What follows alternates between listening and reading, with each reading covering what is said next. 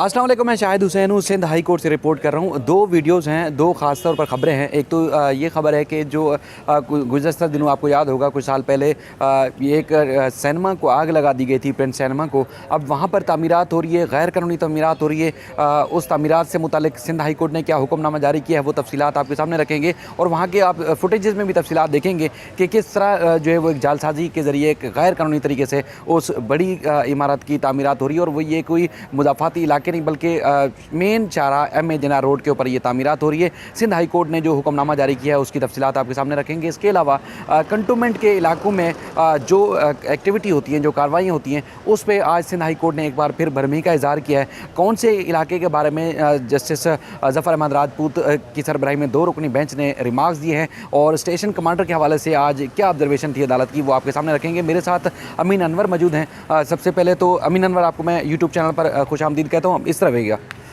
उसमें हमारे जो देखने वाले हैं अक्सर उनके दिमाग में सवाल आता है कि जो कराची के मुदाफ़ाती इलाके, सेंट्रल के दूर दराज इलाकों में गैर कानूनी तामीरात हो जाती हैं, उसके बाद फिर या तो किसी को पता नहीं चलता या उसके बाद फिर 2-4 अफसरान को पता चलता है और रिश्वत लेकर वो मामला रफ़ा दफ़ा हो जाता है। लेकिन ये जो आज ख़ास तौर पर हम जो अपने नाज़रीन को बताने लगे हैं, ये एम ए जिन्ना रोड के ऊपर तामीरात हो रही हैं और मतलब जो अगर बिल्डिंग अप्रूव प्लान के ख़िलाफ़ जो दरख्वास्त गुज़ार अदरान का कहना है कि खिलाफ वर्जी है और जो ओपन स्पेस एरिया है वो यानी कि उसके ऊपर अमल दरामद नहीं किया जा रहा, तो ये तो ढकी छुपी बात नहीं है। एम ए जिन्ना रोड पर है, यहाँ लाखों की तादाद में लोग यहाँ से रोज़ाना गुजरते हैं और ख़ास तौर पर ये एरिया कंटोनमेंट का है, सूबाई हुकूमत या दूसरे इदारों का नहीं है। तो फिर क्या कंटोनमेंट हुकाम भी क्या नज़रें बंद कर लेते हैं, नज़रें चुरा लेते हैं? इतना हद तक मामला कि अदालतों में अदालतें ही इंसाफ करेंगी, यानी कि जो अथॉरिटीज़ हैं, जो कंटोनमेंट एरिए के लोग हैं, वो भी दूसरे जो इदारे हमारे काम करते हैं उसी तरह ही काम करेंगे कि पैसे पकड़ो और खामोश हो जाओ। गैर कानूनी तामीरात हो रही है तो होने दो। शायद कंटोनमेंट एरियाज़ में इस तरह की बिल्डिंग्स जो बनाई जा रही हैं उसकी मिसाल सुप्रीम कोर्ट में जो दिल्ली कॉलोनी और काला पुल के अतराफ़ में जो इंक्रोचमेंट्स जो बिल्डिंग्स बनाई गई हैं आपके सामने है। वहाँ पे भी इसी तरह 60-60 गज़ की जो एरिया था उस पे 7-7 मंजिला 8-8 मंजिला इमारतें जो है वो खड़ी कर दी गई हैं। और अब जो ये मामला आया है main M A Jinnah road, जहाँ पे अभी ग्रीन लाइन मंसूबा अभी शुरू होने वाला है। पहले जो फ़ेज़ है उसका अभी इफ्तिताह होने जा रहा है, 10 दिसंबर को वज़ीर आज़म इमरान खान आकर करेंगे, जबकि दूसरा फ़ेज़ जो है वो यहीं से नुमाइश से लेकर टावर तक का होगा।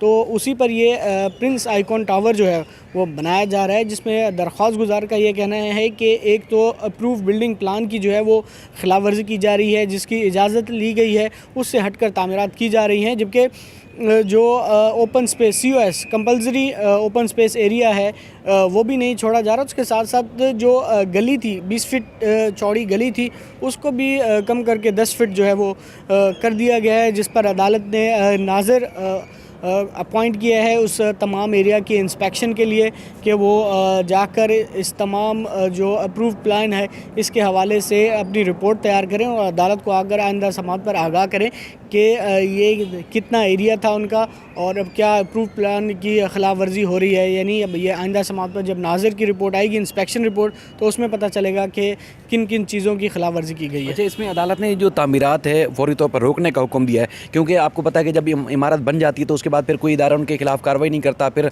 आपको पता है जिस तरह हुकूमत भी एक कानून साजी भी करने की कोशिश करे कि इस तरह की गैर कानूनी तामीरात जो हो चुकी हैं उनको रेगुलाइज कर दिया जाए। तो इसका मतलब ये है कि अब जो तामीरात को अदालत ने रोका है क्या उस पर अमल दरामद हो रहा है? लेकिन मैं वहाँ से 2-3 दफ़ा गुजरा हूँ तो मैंने तो देखा है आज भी तामीरात जारी है। हालांकि हाई कोर्ट ने जो हुक्म दिया है उसके बरक्स जो है वो दोबारा काम हो रहा है, लेकिन काम रोका नहीं गया है। अदालत ने तो हुक्म दिया है कि रोक दिया जाए, लेकिन बिल्डर की जानिब से अभी भी तामीरात जारी है। जी बिल्कुल, अदालत ने फौरी तौर पर काम रोकने का हुक्म दिया था। उसके साथ जब नाज़र की रिपोर्ट आएगी तो उसमें तमाम हक़ाइक़ जो है वो वाज़े हो जाएंगे कि अदालती हुक्म के बाद क्या वहाँ पर तामीरात का सिलसिला है वो जारी रखा गया है। तो नाज़र अपनी रिपोर्ट में ज़रूर इस बात का जिक्र करेंगे और तमाम जो अप्रूव प्लान है जिसमें जो दस्तावेज़ात हैं बिल्डर के पास उसका भी यकीनन अदालत में जायज़ा लिया जाएगा। आइंदा समात पर जब ये तमाम चीज़ें वाज़े होंगी कोर्ट के सामने तो उसके बाद अदालत कोई मुनासिब हुक्मनामा जारी करेगी। अगर दरख्वास्त गुजार समझेगा कि अदालती अहकामात की खिलाफ वर्जी है तो वो तौहीन अदालत की दरख्वास्त भी दायर कर सकते हैं। तो इसी तरह अब तमाम चीज़ें जो है वो नाज़र की रिपोर्ट पर मुनहसर हैं। देखते हैं कि अब नाज़र जो है वो अपनी रिपोर्ट जब पेश करते हैं तो अदालत के अहकामात जारी करते हैं। अच्छा, इसमें जो ख़ास तौर पर चीफ कंटोनमेंट बोर्ड हैं कराची कंटोनमेंट बोर्ड के, उनको जो है चीफ जो अदालत ने कहा है कि वहाँ का विज़िट करें, देखें अगर इमारत में गैर कानूनी तामीरात हो रही हैं तो उनको रोका जाए, और उसके बाद फिर नोटिस भी जारी किए हैं, खासतौर पर जो बिल्डर हैं उन बिल्डर्स को नोटिस जारी किया गया है। इसके अलावा वजारत दिफा, Karachi cantonment board, military state office और दीगर से नोटिस जारी करते हुए अदालत ने 16 दिसंबर को जवाब तलब किया है, और इसके जो बिल्डर हैं उनको भी अदालत ने कहा है कि वो भी इसकी तफसीली रिपोर्ट जमा कराएं कि जो गैर कानूनी तामीरात हो रही हैं उस हवाले से क्या वो बिल्डिंग अप्रूव प्लान के मुताबिक तामीरात कर रहे हैं या नहीं कर रहे। लेकिन वही वाली बात कि अमीन, अब दूसरा एक चीज़ है कि दुनिया भर में जाते हैं कि वहाँ पर अगर आप एक ड्रोन शॉट्स या ऊपर से फ़िज़ाई अगर मनाज़र देखें तो तमाम इलाकों में एक तरतीब से जो है तामीरात होती है, और यहाँ पर अगर कराची में देखें और पाकिस्तान के किसी भी शहर में चले जाए तो फिर आपको बेहंगम तामीरात मिलती है, यानी कि जिसका जहाँ दिल चाहता है कहीं आगे पीछे गली ढक देगा, रोडों को बंद कर देगा, यानी कि एक कंक्रीट का जंगल बना दिया गया है पूरे शहर में। अच्छा, दूसरी एक जो चीज़ है कि मलीर में के इलाके में जो एक मंडी लगाई जाती है, वो बुनियादी तौर पर मामला क्या था, किन की हिदायत पर मंडी लगाई जाती है, उसके बाद फिर स्टेशन का मर्डर के हवाले से हमारे जो जज साहब हैं उन्होंने जो रिमार्क्स दिए, मेरे ख्याल में वही रिमार्क्स हैं, उसी से मिलते जुलते हैं जिस तरह चीफ जस्टिस ऑफ पाकिस्तान ने कहा था कि एक मेजर जनरल जो है वो इलाके का किंग बना फिरता है, जो चाहता है वो कर लेता है। क्या ऐसा ही है, और बुनियादी तौर पर केस क्या था? जी बिल्कुल, शायद 2015 से ये दरख्वास्तें जो है वो सिंध हाई कोर्ट में ज़ेर समाअत थी, जिसमें सेक्रेटरी डिफेंस को जो है वो पार्टी बनाया गया था। उसके साथ साथ जो दीगर इदारे हैं, जो सुपर हाईवे पे आपने देखा होगा कि कराची में सबसे बड़ी एशिया की जो मवेशी मंडी है वो लगाई जाती है, और उसके ख़िलाफ़ वहाँ पे जो सोसाइटीज़ हैं, sir Syed cooperative housing society की एक पटिशन थी जिसमें आज अदालत ने वो पटिशन अलाउ की है, जिसमें अदालत से इस्तदा की गई थी कि उनकी जो सोसाइटी की ज़मीन है उस पर मवेशी मंडी लगाने से है वो रोका जाए, जिस पर अदालत ने आज कंटोनमेंट बोर्ड मलीर के जो वकील हैं उन पर खासी बरहमी का इज़हार किया, और जस्टिस ज़फ़र अहमद राजपूत ने रिमार्क्स देते हुए कहा कि कोई भी कंटोनमेंट का जो अफसर है, जो सेशन कमांडर है, क्या वो किसी भी सोसाइटी में जाकर कहे कि मैं पार्क की ज़मीन पर जो है वो मवेशी मंडी लगाना चाहता हूँ, तो उसको कोई रोक सकता है? तो अदालत ने खासी बरहमी का इज़हार किया। इसके अलावा जो जज साहब की वो जो एक अंदाज़ था वो किस तरह का था, जो बात करते थे स्टेशन कमांडर के बारे से? जी बिल्कुल, काफ़ी उनका जो तंज़िया अंदाज़ था एक कि क्योंकि आपने देखा होगा कि सुप्रीम कोर्ट में जब से ये मामला ज़ेर समाअत आए हैं, मिलिट्री लैंड पर जो कमर्शियल सरगर्मियाँ हो रही हैं, तो उस पर अदालत ने आज यहाँ पे भी जिक्र किया। जस्टिस फैसल कमाल आलम ने कहा कि क्या आप लोग जो है वो एक कारोबार कर रहे हैं, क्या इस मकासद के लिए जो है वो आप लोगों को बनाया गया है, और अदालत ने खासी बरहमी का इज़हार किया। इसके अलावा अदालत ने सेक्रेटरी डिफेंस के जो वकील थे उन पर भी खासी बरहमी का इज़हार किया, और अदालत ने उनको कहा कि 6 साल गुजर गए हैं और आपने अभी तक जवाब जमा नहीं कराया।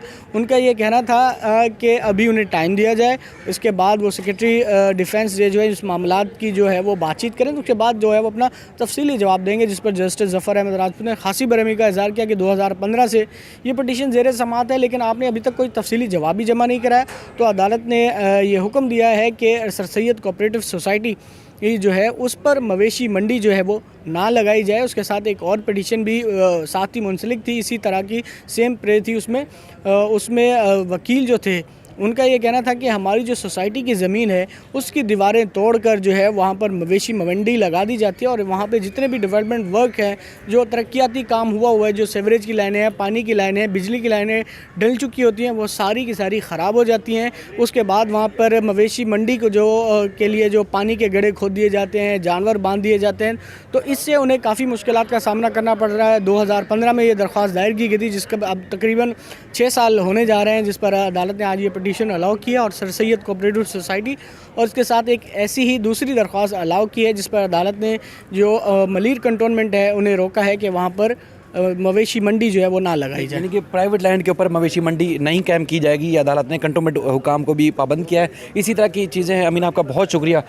ये गैर कानूनी तामीरात के हवाले से रोज़ जो है वो सिंध हाई कोर्ट में इसी तरह के केसेस आते हैं। हम कोशिश करते हैं कि रोज़ रिपोर्ट करें, लेकिन दर्जनों की तादाद में केसेस होते हैं। जगह जगह पर जाना ज़ाहिर है, अब इतना वक्त नहीं होता कि आपको वहाँ जगह जाकर जो है रिपोर्ट करें, लेकिन ये ख़ास तौर पर जो आज की खबरें हैं वो इंतहाई अहम थी, जो कि मैंने आप तक पहुँचाने की कोशिश की। उम्मीद करता हूँ कि आपको ये वीडियो पसंद आएगी। इंशाल्लाह किसी और व्लॉग के साथ आपकी खिदमत में फिर हाजिर होंगे। अपना ख्याल रखिएगा। अल्लाह ताला इस सूबे का, इस शहर का, हमारे मुल्क का हामी नासिर हो। अल्लाह हाफ़िज़।